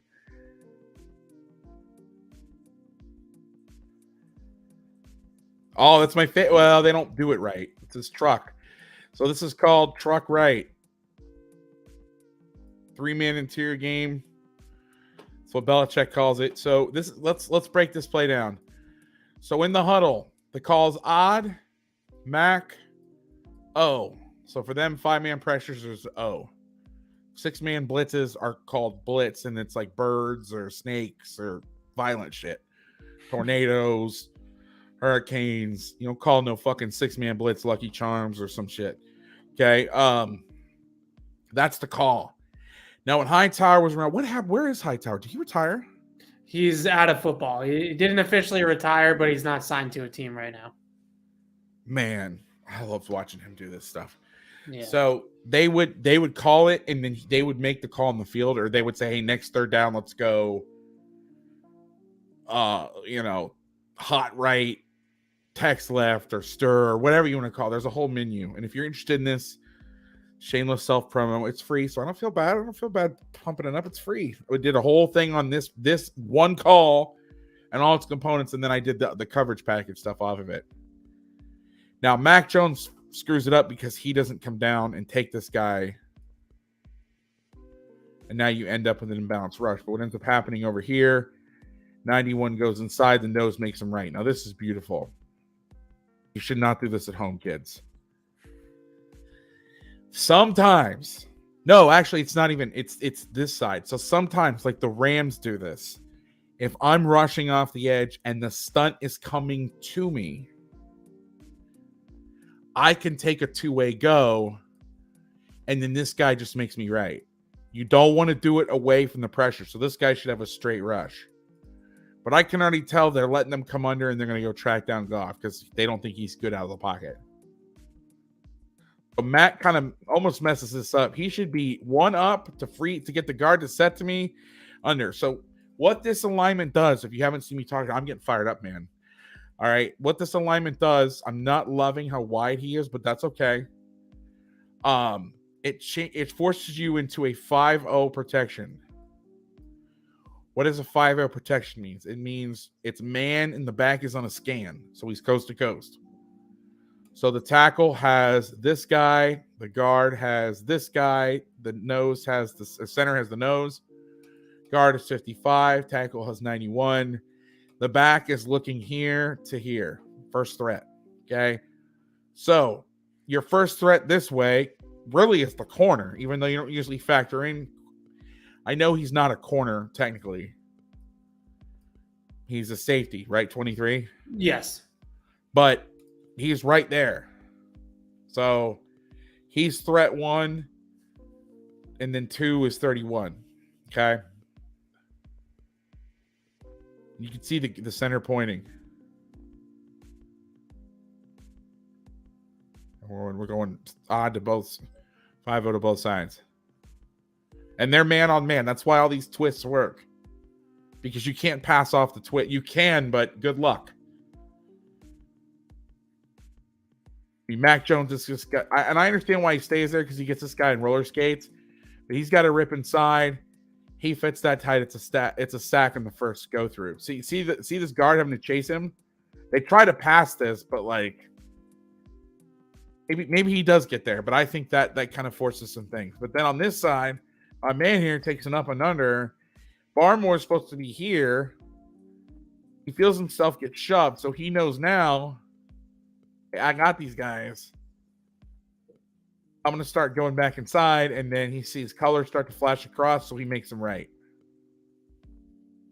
And Judon comes from the backside. He just stays active. There are all sorts of games you can play out of this. What you can do now is, so there's 5-man games. I'll review this really quickly because I love this stuff, and it's what the Patriots do a lot. You can run game between the 0 and the 3, making him go first or him go first. You can run a game between the 3 and the 5. You can switch who goes who. Most of the time, if you're going to go between the 3 and the 5, this guy's going to go first. This guy's going to be second. Usually between the 0 and the 3, this guy's going to go first. This guy's going to go second. Okay. Sometimes you can do something between the 0 and the 5, like you saw the last time. Or you can do both. So you can go like 2-man game here, game here, let him rush, whatever. You can go double. This is when you're rushing 5. 2-way go, right? And then with the 4-man games, now what you're saying is one of these guys has the back, and now I'm the rat. Or, no, I'm sorry. This guy has the back, and now he's in the rush. Now you can run whatever games you want. Obviously, you can't run the other games. Before we go at that, actually, let's talk about the 3-man games. These are my favorites because when you're in man, the hardest thing to do is triple pass stunts. So the 3-man games are this. You have, this is called Ram, I believe what the Patriots call it. You go here, and then you go here. Flush, which to me you'd think you'd be flushing. That's not. That's Ram. Flush is out, around. And then my favorite is truck, which is here, which is this one here, here, here. Now let's go to the 4-man stuff. So let's say 4-man, I have the back. You can play zone behind this too, like the Falcons do. Patriots don't really do it. He's now in the rush. He is in coverage. So now you're just running your, 4-man stuff. Or you can go double rat, which is really effective to 3-by-1. Usually you'll see this, though, with these guys inverted. So let's say Mac would be out here. You'd have backer, ends inside. Nose. Now what you do is you have a safety that drops over. That's too deep or too short. So you drop over the ball. He drops this way. He drops this way. And if you bring this safety down to double number 3, you can actually double 3 of the receivers, right? Because this guy drops out and cuts the 2. This guy drops down and cuts the 3. And then this guy in the line of scrimmage cuts the 1. And now you have triple wrap, but you're double teaming 3 different people. And the only guy you're not double teaming is one to the field or to the passing strength, which is usually the least thrown to guy. He's more thrown to in the NFL because the hashes are narrower. And then you can build all sorts of zone pressures. What you want to do is if you're going to bring a creeper or simulated, you want to come away from the back because, like I said, he's coast to coast. Meaning you want to make him come across and block the nickel. So you line up like this.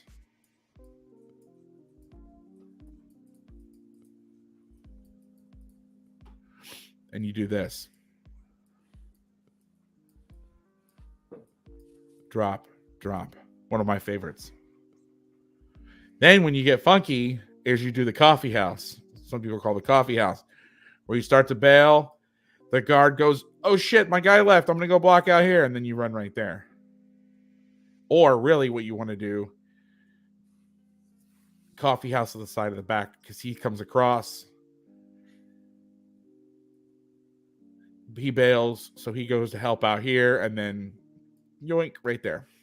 All right, gonna move on. That was a lot to take in right there. That was the play though that Duggar had the back. Okay, so let's go back. So that on the wrong side, like the running back was on the opposite side and the other one, so maybe it's not the same thing. But in this play, Duggar has the running back, and when he sees the running back stay in the protection, he just knows he's free. But I think what was cool about it to me was that they run mesh here, and they get that sort of, they don't get picked because they're at different levels, right? Mm-hmm. They're also identified that he's the guy they got to take away. So normally in a normal game with not a if Hawkinson was out here, Duggan would be here and he'd come down and the corner would be there. 100% because they come down. They have the back. But I think what happened is, hey, he lines up in here. Let's go beat the shit out of him and then drop and you have the back. But this is a very specific. This is cut split. Hawkinson's over here. Let's do this. Yeah. You know what I mean? Yeah, because it's funny because when I asked Adrian Phillips and Kyle Duggar about this after the game, they wouldn't tell me what they were doing because it was a game plan. Tell them this next time. You'd be like, so I figured out what it is. This will blow their mind. It was odd Macco with a truck going left. And because Hawkinson had a condensed split, instead of dropping down for your normal alignment to take the running back, because you have the back and back coverage, they had you chuck Hawkinson and then play your rat late and watch his fucking head explode. Then they'll never talk to you again. Yeah, I knew I had gotten into something when I can't tell you that, right? Like that's the look that I got from the two of them. You work for them, like you work for the team, like you think that they would be. It's the Patriots, man. We don't give away game plan secrets here. Oh, I just did, everybody. That's exactly what just happened. There we go. More wide zone to odd fronts. I love this. They're pushing him into the play. This is fantastic. They're probably like, yeah, we're really kicking his ass. And it's like, yes, you are. Thank you. Thank you very much. Let me check the chat here if anybody had any questions there. This was the other thing that I wanted to pick your brain about. So they've been doing this a lot with 8. Do I keep calling Mac Jones, Mac Wilson, Mac Jones? You did like once or twice. Yeah, there you go. They've been doing this a lot with 8 on zone plays, where when he sees outside zone, he just flies upfield into the line of scrimmage. Yeah. I mean, it's not. I mean, other than just I was thinking maybe it's just to get it to cut back. Yeah, this is just so bizarre. I mean, I'm gonna fly through these runs, so it's literally the same shit over and over again. Now they run duo for 2 yards. Again, duo's hard. Duo's good versus the bear fronts because they have the angles. Now they don't have angles. You're blocking a 4 technique. Now he's trying to go down. So they're going to go here on a 0. They're going to go out here. Somebody's going to show up in here. It's gap scheme, so they'll take the first thing, right? But now this tight end has to block this guy coming flat down the line. So he just goes right off his ass.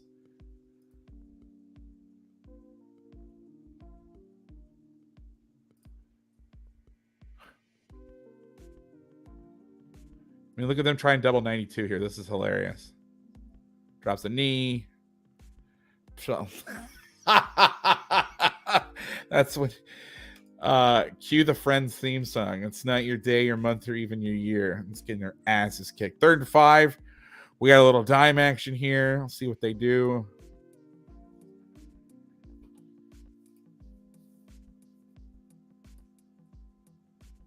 Oh, I just saw your message. Okay. Evan's gonna hop off, guys. Thank you so much for your time. I didn't know that was there. I'm glad I All went to good. change the music. I didn't want to 'cause interrupt it would you. have You been were like on a 20 more roll. minutes. No, man. Jump, seriously. Like, just jump in anytime. We're just having fun here. There's nothing, having a good time. Thank you so much for hanging out. I Of really, really course. appreciate No, it. it was a lot of fun. Thanks for having me. We'll do it again soon. Awesome. Sounds great, my man. All right, I'm gonna roll through these shit. So we got 3rd and 2, 3rd and 5, 11 personnel pass. Okay, easy on the motion, dude. I'm gonna go this way. Nope, I'm gonna go this way.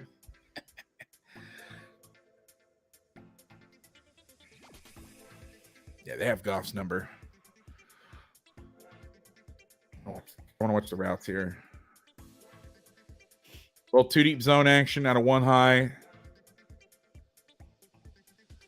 Look at that distribution right there. Somebody asked in the chat, do I notice anything different about how they play DB? Nothing that like jumps out at me. I'm glad you guys liked Evan. I felt bad because I didn't ask him at first, even though I had a couple people suggest him, because I knew he worked for the team and I thought there's no way they're going to let him do this or he'd be allowed to do this. But then people were like, no, you should ask him. All right, we got 1st and 10 now. Cover 3, having a stunt here. They get a completion for 8 yards. So you get the Y off again, or the inverted wing. This is called, oh God, I want to say it's Omaha. No. I'm thinking of a different play. I remember the quick outs they call it. This is just hitches. Hitch and stick on spacing on that side. Hitches. 8-yard gain. I don't like this song. It's just, there's too much going on here. There we go. This is nice and chill. Wide zone again, 2 yards. Just, guys, how many times do you need to do this? It's the same shit over and over again. I would love to see Belichick. I would love to see this right here.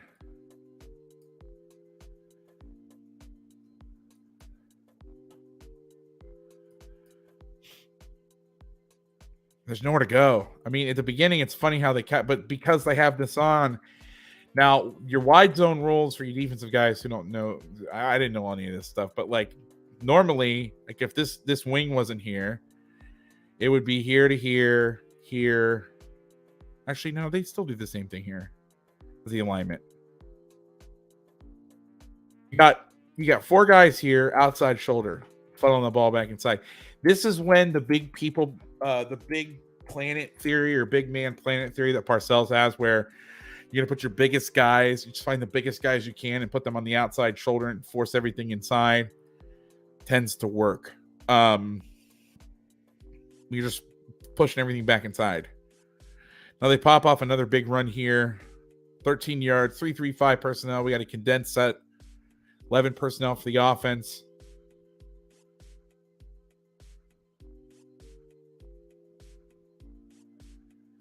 I don't know. I don't know if it's confusion or what, but they just seem like something is just like they're a step behind. Like he's like standing there and he's like, what? Just little shit. He's like, then he walks over a step and then he comes back and you're just like, what? It's just kind of strange. I don't know. Maybe that's why. 'Cause he's like, I gotta block this guy. Good run by the Lions here. A little duo that pushes out to the front side. This, I know what they're trying to do here but this is a little aggressive. 2 guys outside the tackle. I mean, you have 5 linemen, and the only thing inside is the nose. That's just scary. It scares me. Making them pay a little bit.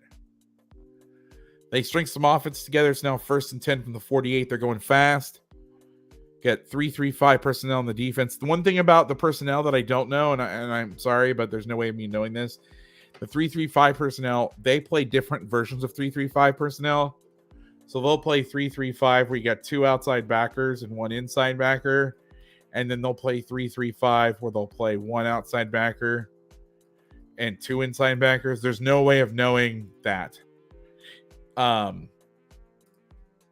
With just the numbering system that I have. So I'm going to try my best, but I just get a stick route.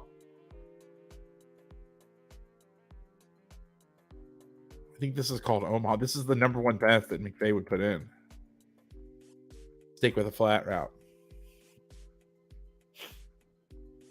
All right, we got 12 personnel, 1st and 10. They're rolling. They got back-to-back first downs. 3-3-5 personnel, 12 personnel on offense. It's so slow. It's just cumbersome. It's just fucking pointing and the lineup. Like, it's just strange. I guess it's just strange. I've come in watching college all the time, watching high school all the time. It's just bizarre to be like so much like, okay, you got him and you got him, and they're like standing there and looking around, and I don't know. It looks disjointed to me. Maybe I'm overreacting because of the score. Okay, so earlier I said you're not going to make the play from there. Well, apparently you can make the play from there.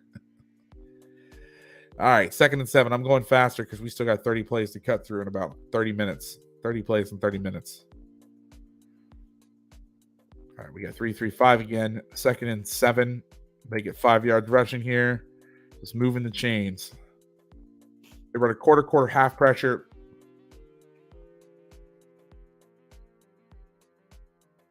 I want to see something here. All right, so I'm finding a little bit of a pattern. This last play.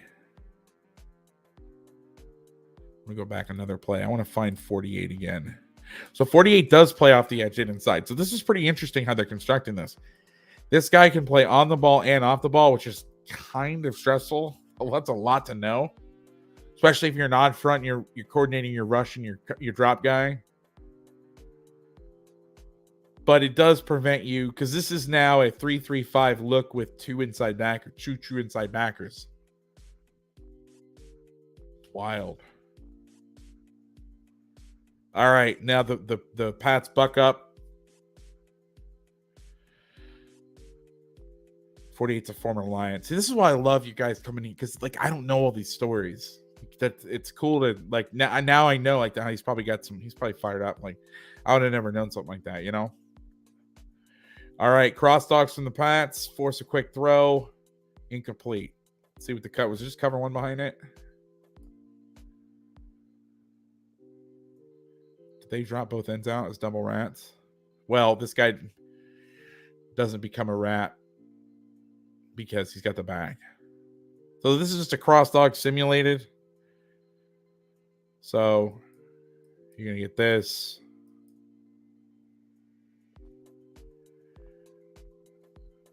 That's bad by that guard. Jesus Christ.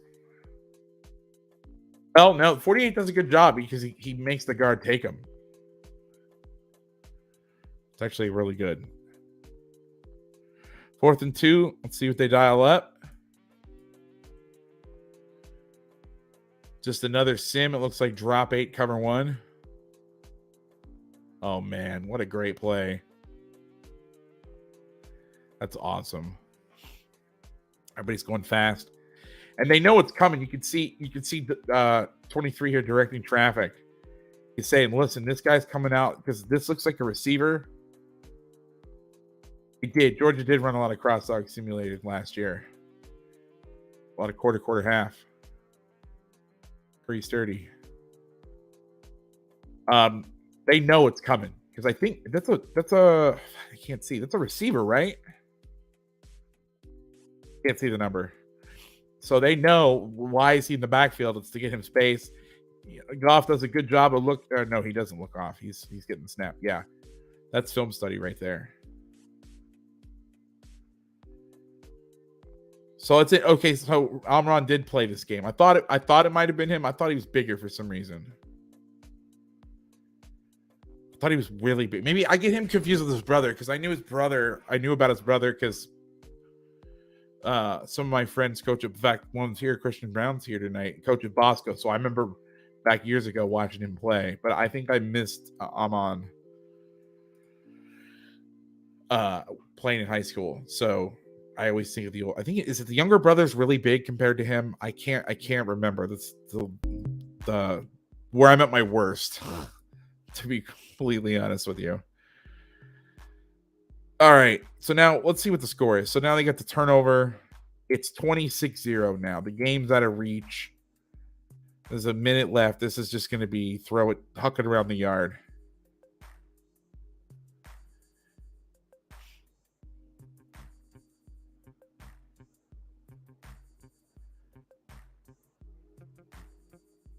Nice throw. What's crazy is I haven't seen Goff do anything like absolutely horrible. I think this is just one of those things where they stopped him and the Pats scored a lot, and like I haven't seen anything that's just awful. I have a soft spot for Jared Goff. So he's a NorCal guy, and he did some work at Next Level Flag. Company I used to work for when I worked at Sarah, and we did a whole charity thing. We had like the Jared Goff League. He's a really nice guy. All right, so we get some more jet motion play. I love this. I fucking love this. 1st and 10. These McVay guys, man. Now they get a completion for 36 yards. So maybe I'm the asshole, but it's 1st and 10. You're down by 26 points, and they get under center and they run jet motion. They're St. Brown again. Why did I think he was way bigger? And they throw as a screen. Okay, fine. I'm an idiot. That's okay. I'm going to be wrong a lot. That's rule number 1. I'm going to tell you up front. I'm going to be wrong a shitload. That's why I'm not in the prediction business. Okay, that's why I'm confused. Okay, so I get Equiminius confused with Amron, and Equiminius is like huge. All right, so I'm the dumbass here. All right, they're going fast. We'll cover one action. Here's what's interesting about the respect they're showing him. Watch how this guy, if this was a really good quarterback, he would be back. Either the quarterback is bad or the routes. Watch this guy. He keeps approaching the line. He's supposed to be the rat, and he's like, keep coming up. You should be sitting back here where these routes are. There's nothing coming across over the middle. They're able to choke up on him. This is right here. I mean, these guys look like they're jogging. 4 verts, and then they just do a pivot out here. There's nothing over the ball, not helping him out at all. He's going to take a shot. I mean, you're down 26-0. I mean, is it really forcing it if you're down 26-0?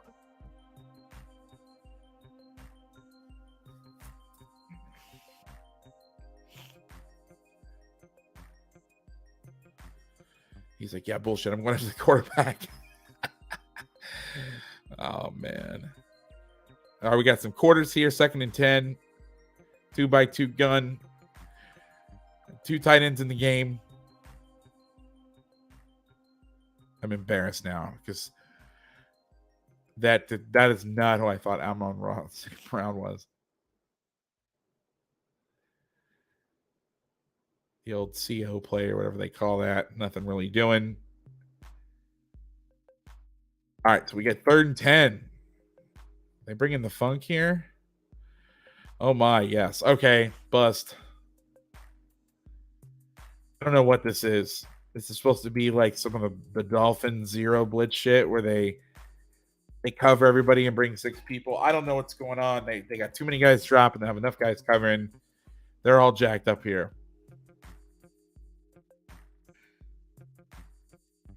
Taking this guy. He doesn't. Now we got 2-on-1 and 1-on-none. My least favorite coverage. Catch, get north. 11 yards. What are they trying to do here blitz-wise? What is happening? That's when Patricia was doing ayahuasca. He came up with that call. All right, here we go.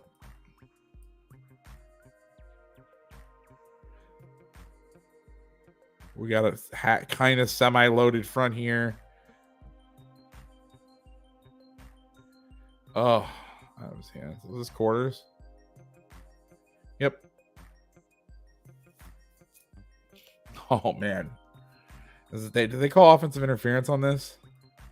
I think they did. I mean, Jesus Christ. Well, this wouldn't be interference, right? Because the ball was in the air. But yeah, you can't hit him down the field like that. All right. And this is actually not a loaded front. I'm sorry. I thought this guy was over here. This is just an even front, regular even front.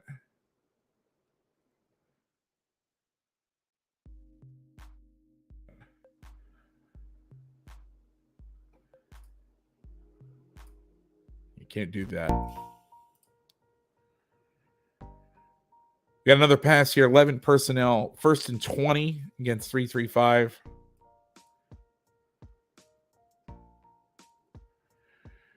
Little simulated pressure here for everybody's ass.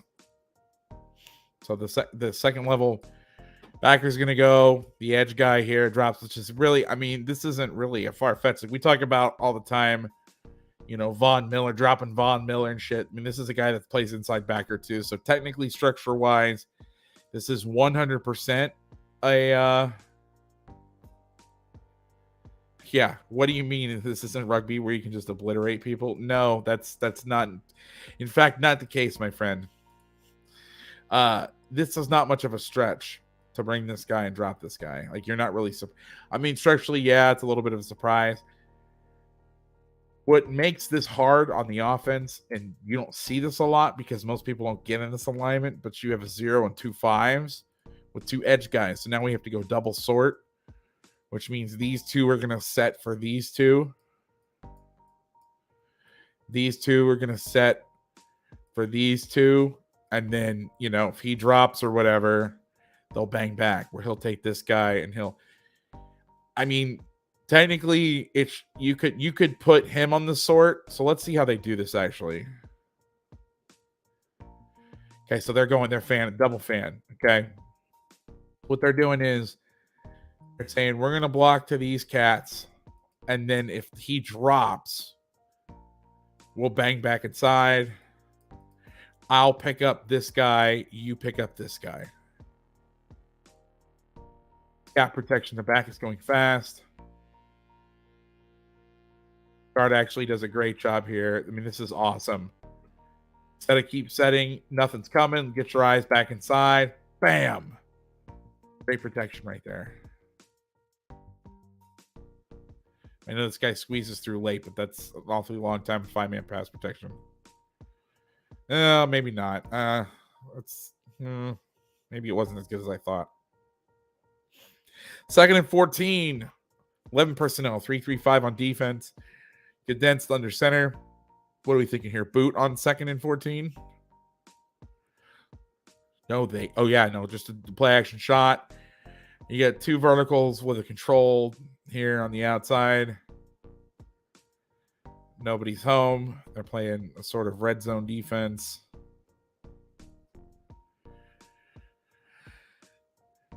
This looks like inverted halves.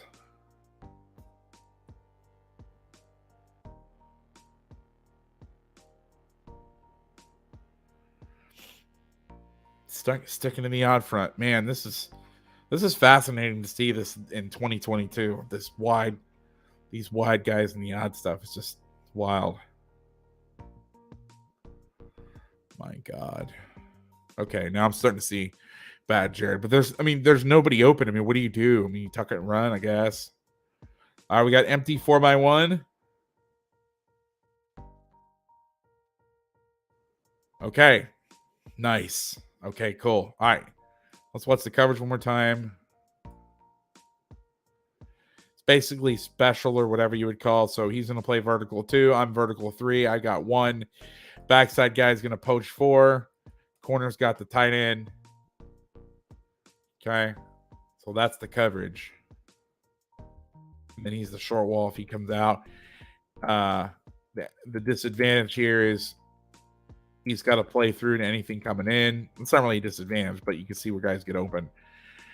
They push 4 strong, so they switch this. I don't know their rules here. This looks like a specialty red zone deal, but let's look at the front. Okay, they call this diamond, I believe, which means 2 wide tackles, a 0, and 2 wide edge guys, really wide edge guys. We talked about the Joker front, the 5-0 front with the nose, the 2 ends, and the 2 inside backers walked. It's the same shit, just with different personnel. Now you're more likely to get the stuff where the 0 contains or double stunts because these guys are D linemen. So you get this a lot. And then this guy's going to play through a two-way go here.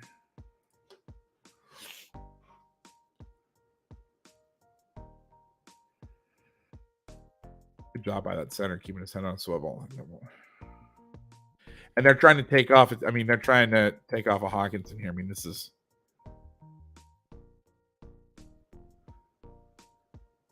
It's also good too if you do this and you're flushing him, right? Because now by the time all this shit collapses, he's gonna have to bounce out, and then you're just waiting for his ass. But he goes inside. So I think he's supposed to run the text. All right, we got first. What happened here? Incomplete. Was it a penalty, or is it new set it down? Yeah, it was a penalty, I think. Not sure what they called. Doesn't matter. First and goal from the 8.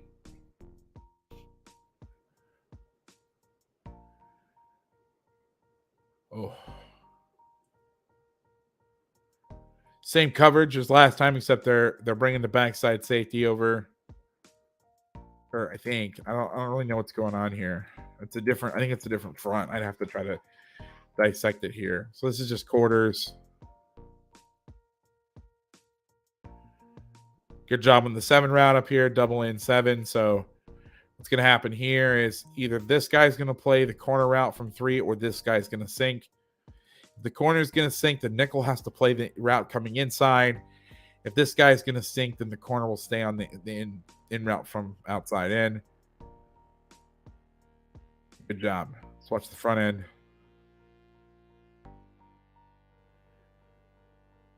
We're in the TE game. The thing about double sword protection is you can tell the center where to go, right? Because the nose is going to stay on him. So he just needs to know I need to work away from the game. And that's what you get every time. That's why you get in that front. It's because you don't think the guard can set and then pick up the guy coming inside. So when people ask the questions like, hey, how do you attack certain people? Like, I know what it means to attack certain people, but how do you go about it? So on a pass down, this is what you do. This guy is not, let's just say, I'm using an example. I'm not saying he's bad. I don't know anything about this guy. But, hey, this guy sucks at picking up stunts. Let's make it where we get in a look where they're going to double sort. Meaning, again, these two guys are going to sort and they're going to play fan protection. He's going to drop fast. He's either scatting out, releasing, or he's checking somewhere, but he's out. And then let's work this guy away from the stunt, and then let's get our best guy on him. This is how you do it.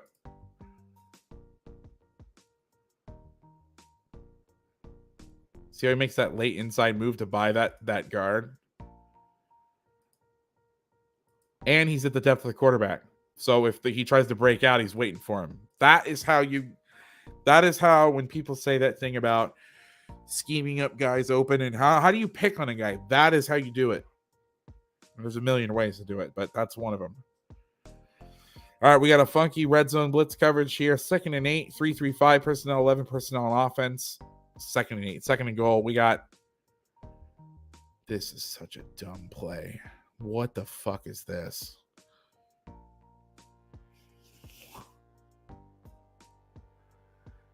Wow. What? What?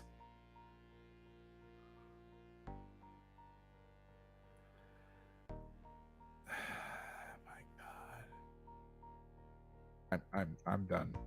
All right, 3rd and goal. I'm gonna try to figure that out. Here comes the funk. You can feel it.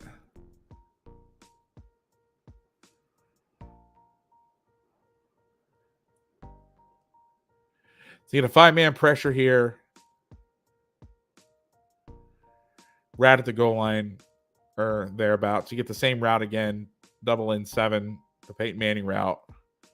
Yeah, Martin. I don't know, dude. I that is not good.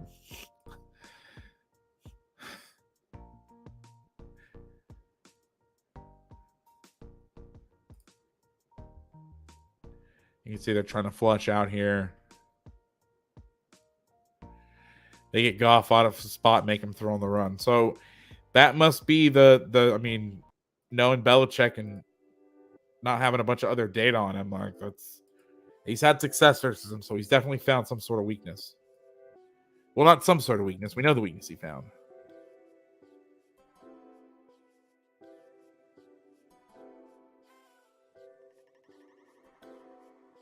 Here's just a simple 4-man rush, dropping one of the edge guys, playing simulate. Playing cover one, simulating.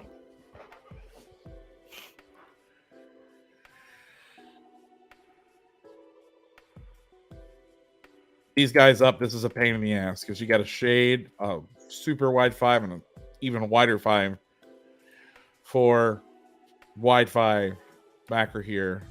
Or he's in a backer alignment, rather. Where do you go? What do? They rush one guy over here, waste a rusher. Now they try to run a pick. They do a good job of picking this up here.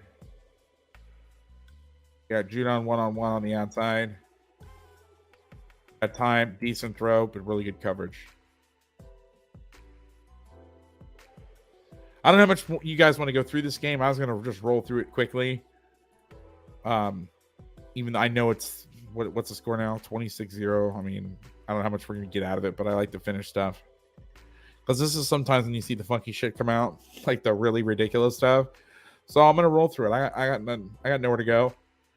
All right, we got cover one here. We're on a little drive. Oh, it's mesh OTB, so it's double mesh or mesh with a guy with the ball behind him. Go right on the outside. Is that a linebacker? Yeah, okay. So this is when you're really just trying to find anything. That's pretty good coverage by that linebacker.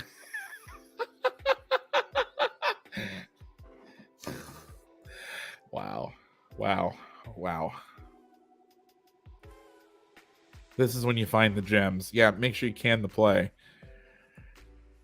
So they saw the matchup, and this is one of those plays. Hey, line up outside, and then if they do something, if they line up in zone, then shift back in here or whatever. And then if they put a backer out there, we know it's cover one, and I'm just going to throw you the ball. That's all that is. All right, here we go. Second and 10 from 35, 11 personnel defenses in 3-3-5. Cover one, going to hit a 25-yarder here. Oh, shit. Out of the backfield. They've been trying to get stuff like this open all day. Isn't that the guy they just threw the go ball to? Yeah. They've been trying to, with their alignments, they've been trying to get this all day.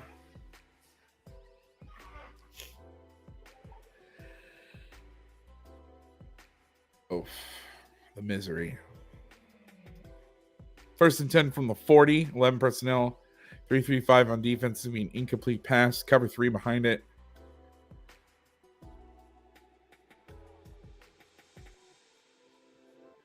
Little drive, man. They completely erased Hockenson in this game. Completely erased him.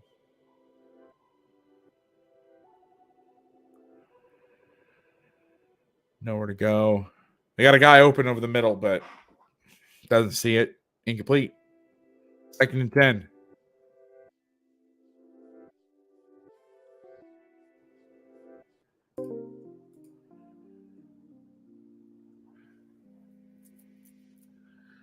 This is a great disguise. Looks like 3 buzz or cover 1. A little too early, but he gets out. God, that's scary. With not playing Tampa. I don't know if they play any Tampa, but this is... Oof.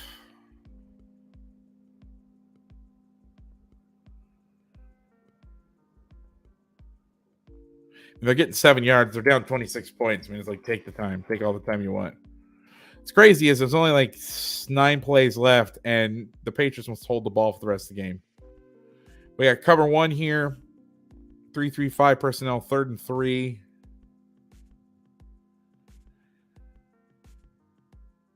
They complete the ball, but it's only a 2-yard gain. So it's thrown where it should be, but the ball's coming out fast. It's just a 5-man rush. They rush the back. This is an oldie but a goodie. We used to call this Indian Bullets B. You got the back, add fast. You're rushing. If you really want to make this a good game, do that. Cover all the linemen, make the ball get out fast, tackle it. 4th and 1. They try and run the ball. Not good. So just for purposes, 9:52 on the clock, okay? They get their ass stuffed here.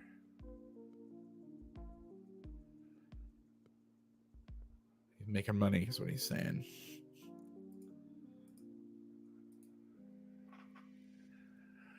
They're pointing who they're going to go set it to.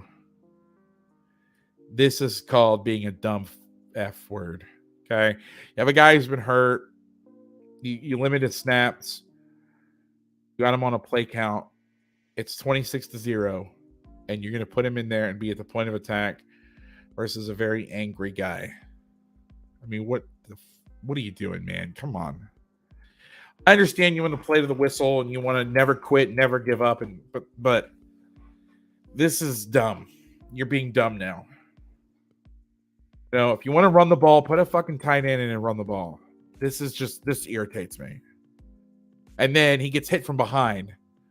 He's trying to stand the guy up, and he gets rolled up on. I mean, fucking Dan Campbell, man.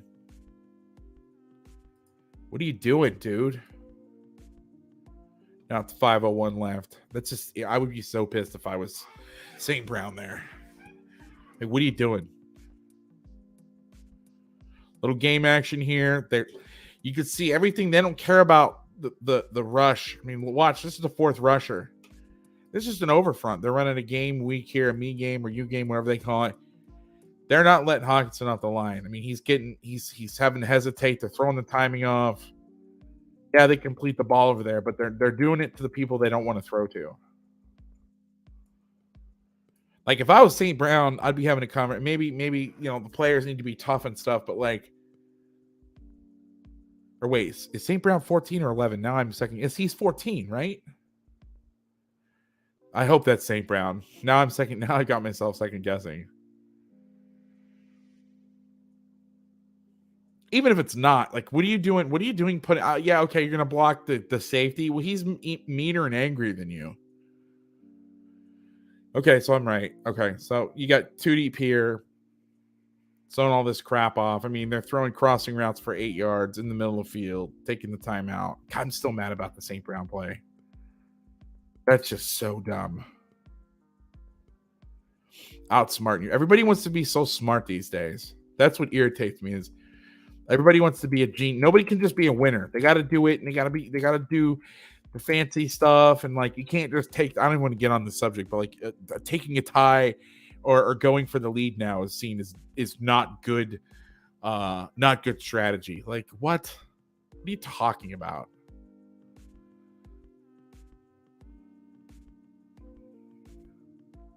3-by-1 drive. Sorry, there's like some sort of skip with the film here. Take the alert, take a shot. You're down. 31-yard completion. Good job.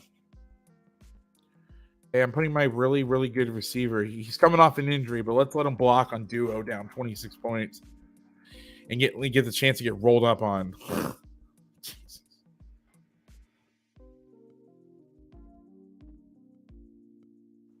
Also, I mean, what is this? You're down 26 points with 5 minutes left, and you're putting your best player right there. I know it's a quarters beater, but I mean, can't you put him outside and throw a go ball to him or something? I mean, there's not been any all these stick routes and all this bullshit. Like, go stick or they put him here where everybody can come and jab you. Go stick his ass on the sideline and throw him the ball 1-on-1. What are we doing? Sometimes these guys make this game way more complicated. And I know I have all the answers sitting here on a Wednesday on YouTube, but at some point, man, what do you do? What do you do to get you guys the ball? He's outside. No, let's motion him in. That sounds good. So we can run out to the flat or some shit. Oh, no. He runs a 5-yard in route. Oh, great. He gets a catch for 6 yards. We're down 29 points. Like, just take him out of the game. Put your Scribinis in and just get the hell out of there. I don't even want to wow. I'm just so mad now. This is a huge Bill Belichick thing. Rush through the B gap. Rush somebody through the A gap. Get him on there. They'll do some stuff. And they'll do a thing where they call trailer. So, like, if it's cover one. This is an old concept. So this would be like Falcon O or whatever. Or no, this wouldn't be Falcon because it's not cover 0. Or no, it's a 60-man rush. It's Falcon. They'll call like 1 free or 1 or O or whatever. I can't not remember. But what you're doing is you're going here. You're saying the mechanism is you're saying, okay, you have the back in theory, but since he's rushing, we'll leave him on the back and then you just go be free. Here's that stunt I was talking about. So they actually do a 2-man stunt, bringing him across. They actually do a decent job picking that up to get their cool 6-yard pass. What I was saying is Belichick has it cover 0 thing. They call it trailer, where they'll do this, and then he'll rush the inside of the B and he'll rush the outside of the B. And that's how you get 2 on the back. Guaranteed.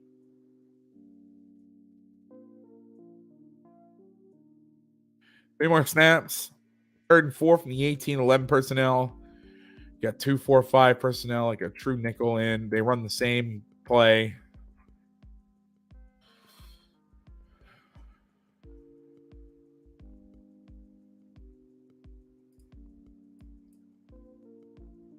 Now they fake it with a stunt. This is awesome. So they bring these guys in. They're ready to pass us off. And then psych. Peekaboo effect too for Goff, because if he periffs it, he sees this. We've given him the edge. He sees it. We think he's going to roll and then go. Poor Goff. Poor Jared.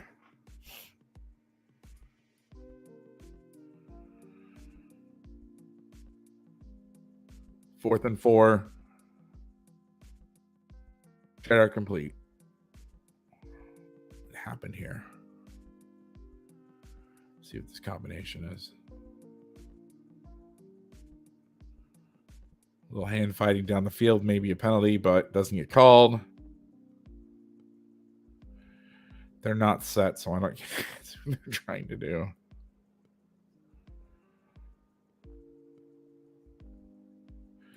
I wonder if Belichick. So I noticed with him is when it's clogged, instead of shuffling his feet and staying downfield to throw, he does this. I know he has to because a lot of guys would stay square and try to avoid and keep your shoulders, but now he's got to reset and try to throw it deep, and that's tough. And I believe this is just a kneel down.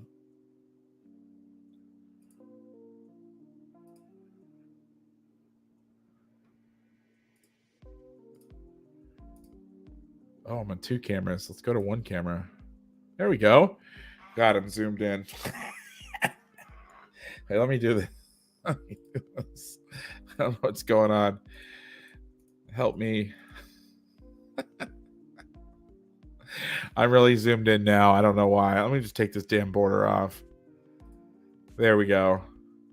My office is clean now. Everything is good. There's all my projects over my shoulder I got to do. All right. Well, guys, thanks for hanging out. Does anybody have any questions? Thanks, Martin. Appreciate you. Does anybody have any questions or anything they want to ask before I go? Appreciate y'all hanging out. Had a good time. This game was not as like crazy as usual, or like some crazy shit going on. But I wanted to watch the Patriots, and I picked it without watching it. So sometimes you get a dud, sometimes you don't. I definitely want to get to the Niners soon. The Niners could have been a candidate this week. I want to try to hit some of those really good teams, and we'll get there. I want to do the Ravens at some point. The first time they have a really good, and this could have been a game we could have done too.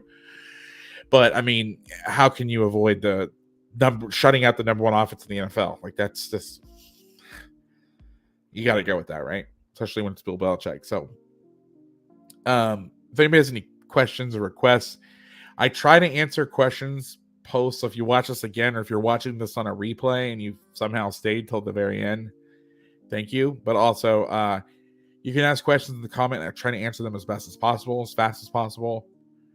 Because I know people watch something and I'll get talking and I'll get in a zone and I'll say something and people are like, what are you even talking about? So if you ever have any questions, drop them in there. I'll try to do my best to answer. I'm actually impressed. We finished right at 2 hours tonight. All right, guys. So there's no questions in the chat. I appreciate you as always. And hopefully I will see you next Tuesday. I'm going to try to do the best I can on Tuesday. But like I said at the beginning, not always guaranteed with, I'm helping different people out and I got to do my real job. So do the best I can. So you guys have a good night and I'll see you next week. And I'm sorry in advance that you have to watch the Broncos on Monday night. All right. Bye, guys.